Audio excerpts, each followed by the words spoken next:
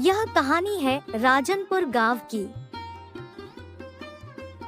और इसी गांव की कुछ ही दूरी पर था एक अनाथ आश्रम, जहां पर अनाथ बच्चे रहा करते थे। और इसी अनाथ आश्रम में एक गोपाल नाम का लड़का रहता था। गोपाल बहुत समझदार था। गोपाल अपना ज्यादातर वक्त अपने दोस्त विष्णु के साथ ही बिताया करता था। उस अनाथ आश्रम से बहुत सारे माँ बाप बच्चों को गोद लेकर जाया करते थे। इस बात से अनाथ आश्रम के बच्चे बहुत खुश हुआ करते थे। गोपाल, हर दिन कोई ना कोई माँ बाप यहाँ से बच्चों को लेकर चला जाता है। इतने साल हो गए मेरे दोस्त, हमें आज तक कोई भी गोद लेकर नहीं गया। क्या हमारी किस्मत इतनी खराब है मेरे दोस्त? अरे विष्णु, तू घबराता क्यों है? मैं हूं ना तेरे साथ। सब अपनी किस्मत का ही खाते हैं, और हो सकता है भगवान ने हमारी किस्मत में ये अनाथ आश्रम ही रखा हो, तो मैं हूं ना तेरे साथ। वैसे भी हम इतने बड़े हो चुके हैं, भला हमें कौन गोद लेगा? अब हमारे लिए ये अनाथ आश्रम ही सब कुछ है। हाँ गोपाल, मुझे लगता है शायद तुम सही कह रहे हो। अब ये अनाथ आश्रम ही हमारे लिए सब कुछ है। बस इसी तरह खुद के मन को दिलासा देकर दोनों खुश हो जाया करते थे। हर रोज रात को गोपाल को अजीब से सपने आया करते थे, जिनकी वजह से अक्सर वो जाग जाया करता था। उसको हमेशा सपने में एक खंडर बनी हवेली दिखाई दिया करती थी।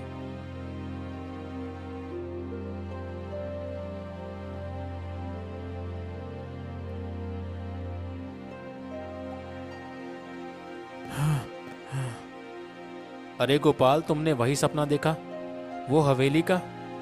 अरे भाई, मुझे तो अब तुम्हारे साथ सोने से भी डर लगता है। आखिर क्या है उस सपने में भाई?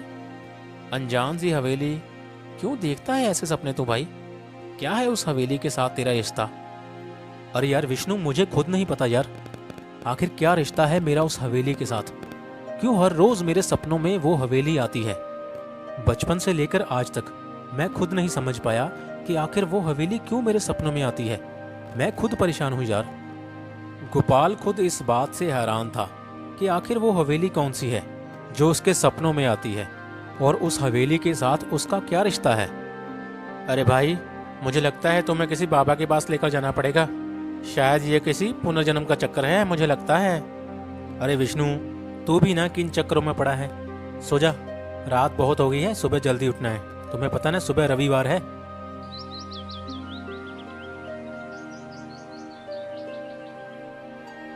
महीने के हर रविवार अनाथ आश्रम में बच्चों के लिए खास भोजन तैयार किया जाता था।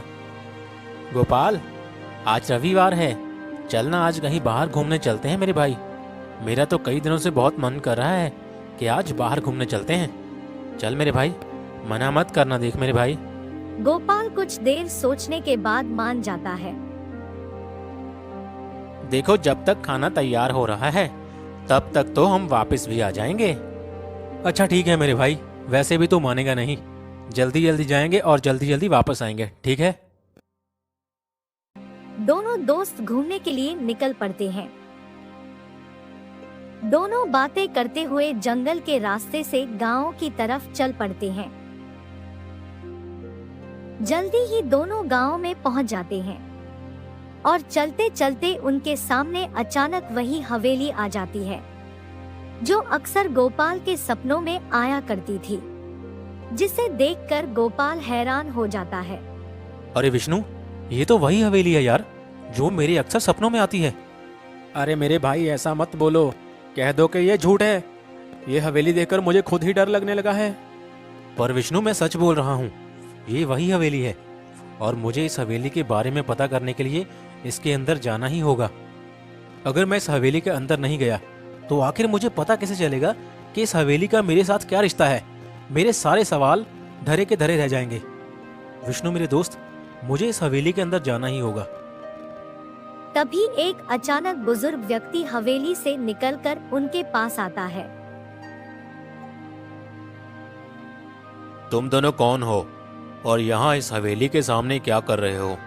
कहाँ से आए हो तुम लोग? काका, मेरा नाम गोपाल है और ये मेरा दोस्त विष्णु है। हम अनाथ आश्रम में रहते हैं। हम दोनों यहाँ से बस गुजर रहे थे तो अचानक से इस हवेली को देखा। काका, ये वही हवेली है जो हर रात हर रोज मेरे सपनों में आती है। मैं यही जानना चाहता हूँ कि इस हवेली का मेरे साथ क्या रिश्ता है। काका, अगर आपकी इजाजत हो तो मुझे इस हवेली के अंदर जाने दीजिए। मैं जानना चाहता हूँ कि आखिर इस हवेली का मेरे साथ क्या रिश्ता है। आज तक इस हवेली के कोई पास तक नहीं आया। तुम पहले लड़के हो जो ऐसा बोल रहे हो। चलो, तुम्हें मैं अंदर ले चलता हूँ। मुझे ऐसा क्यों लग रहा है जैसे ये हवेली का वारिस है। मुझे लगता है ये रामलाल जी का बेटा ही होगा। हे भगवान, कौन है ये लड़का? गोपाल, मुझे तो अंदर जाने से बहुत डर लग रहा है यार। अगर सच में कोई भूत हुआ तो मुझे तो बहुत डर लग रहा है यार। तो रहने देना यार। अरे विष्णु, तू घबराता क्यों है यार? मैं तेरे साथ हूं ना। अरे भूत वूत कुछ नहीं होते, ये सिर्फ मन का वहम होते हैं। देखो, मुझे अंदर तो जाना ही पड़ेगा। मेरे सारे सवालों के जवाब मुझे उस हवेली के अंदर ही मिलेंगे। तो मेरे भाई, मेरे साथ चल, कुछ नहीं होगा। गोपाल विष्णु को किसी तरह अंदर जाने के लिए मना लेता है।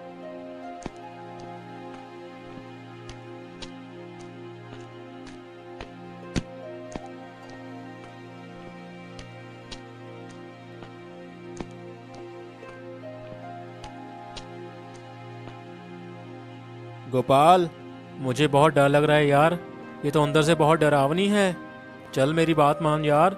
चलते हैं, वापस चलते हैं। अरे विष्णु, कुछ नहीं होगा यार। मैं तेरे साथ हूं ना। तो घबरा मत, चल आगे चल।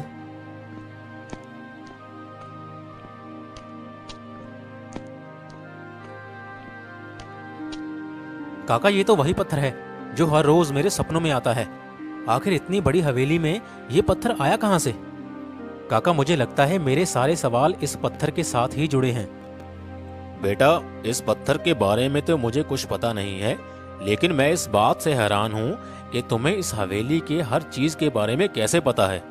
जब से मैं इस हवेली की देखभाल कर रहा हूँ तब से ये पत्थर यहीं पड़ा हुआ है। रवि, मुझे लगता है हमें इस पत्थर को हटाकर देखना चाहिए। शायद हमें इसमें से कुछ मिल जाए जिससे तुम्हारे सवालों का जवाब मिल सके। वैसे तो मैं इस पत्थर के लिए अकेला ही बहुत हूँ। चलो पीछे हटो, मैं इसे हटाने की कोशिश करता हूँ।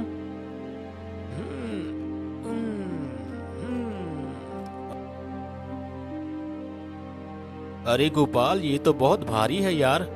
अगर हम तीनों भी कोशिश करें ना तो ये पत्थर तो नहीं हिलेगा। ये तो बहुत भारी है यार। अब क्या करेंगे? पर गोपाल जैसे ही उस पत्थर को हाथ लगाता है, वह पत्थर अपने आप खिसक जाता है।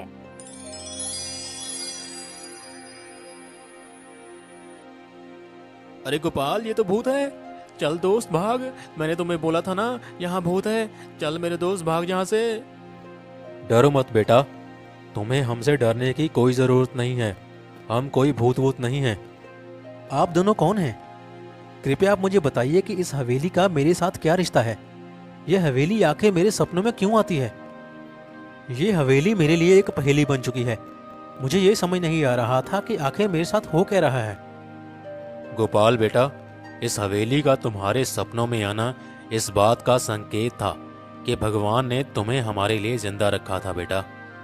हाँ गोपाल बेटा, हम तुम्हारे माँ बाप हैं जो बचपन में ही तुम्हें छोड़कर चले गए थे, जिसकी असली वजह था तुम्हारा चाचा, जिसने हमें मारकर इस हवेली में दफना दिया था। मैं तुम्हें सब बताता हूँ बेटा। पिताजी ने हम दोनों के नाम आधी आधी जायदाद लिख दी थी। इस बात से मैं बहुत खुश था, लेकिन तुम्हारे छोटे चाचा को इस बात से बिल्कुल भी खुशी नहीं थी। वो इस हवेली को भी पाना चाहता था। मैंने इतनी मेहनत से ये हवेली बनाई थी ताकि हम तीनों खुशी से यहाँ पर रह सकें, लेकिन उसने एक दिन ऐसा किया जो हमने कभी सोचा भी नहीं था। उसने हम दोनों को मारकर इस हवेली के नीचे दफना दिया और तुम्हें बेटा अनाथ आश्रम छोड़कर चला गया। और भगवान की मर्जी देखो बेटा, आज भगवान ने तुम्हें हमारे पास भेज ही दिया। तुम्हें जिंदा देखकर बेटा बहुत खुशी हुई। अब हमारी आत्मा को शांति मिलेगी। यह सब सुनकर गोपाल की आंखों में आंसू आ गए। पिताजी, मैं बचपन से लेकर आज तक यही सोचता आया था कि मेरा इस दुनिया में कोई नहीं है। और देखिए, आज भगवान ने मुझे अपने माँ बाप से मिलाया, और वो भी इस तरह। बचपन से लेकर आज तक मैं आप दोनों के प्यार के लिए तरसा हूँ पिताजी। ये कैसा न्याय है भगवान का पिताजी, मैं तो अपने माँ बाप के गले भी नहीं लग सकता। रो मत बेटा, शायद भगवान की यही मर्जी थी। अब तुम ही इस हवेली के वारिस हो बेटा, और तुम्हें ही इस हवेली को संभालना है। मैं कितनी बदनसीब माँ हूँ, आखिरी वक्त में अपने बेटे को गले भी नहीं लगा सकती। हमारा आशीर्वाद हमेशा तुम्हारे साथ रहेगा बेटा। सुखीराम, तुम्हारा भी बहुत बहुत धन्यवाद। जिस तरह आज तक तुमने हमारी इस हवेली को संभाला है, उसी तरह आज के बाद तुम्हें गोपाल का भी ध्यान रखना होगा। इसे कभी भी माँ बाप की कमी महसूस मत होने देना। जी मालिक, आप बिल्कुल भी चिंता मत कीजिए, मैं गोपाल का अपने बेटे की तरह ही ख्याल रखूंगा। आप निश्चिंत रहिए। गोपाल आंखों में आंसू लिए अपने माँ बाप को देख रहा था। गोपाल बेटा, अब हमारे जाने का वक्त आ गया है, हमें जाना होगा। तुम अपना ध्यान रखना बेटा, हमारा आशीर्वाद हमेशा तुम्हारे साथ रहेगा बेटा। और इतना कहते ही गोपाल के माता पिता उसकी आंखों के सामने से ओझल हो जाते हैं। तभी कुछ ऐसा होता है कि वह खंडर बनी हवेली एक नई हवेली के रूप में परिवर्तित हो जाती है।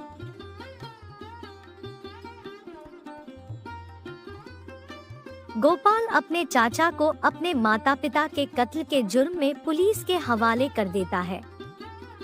अब गोपाल अपने दोस्त विष्णु के साथ ही उस हवेली में रहने लगा था।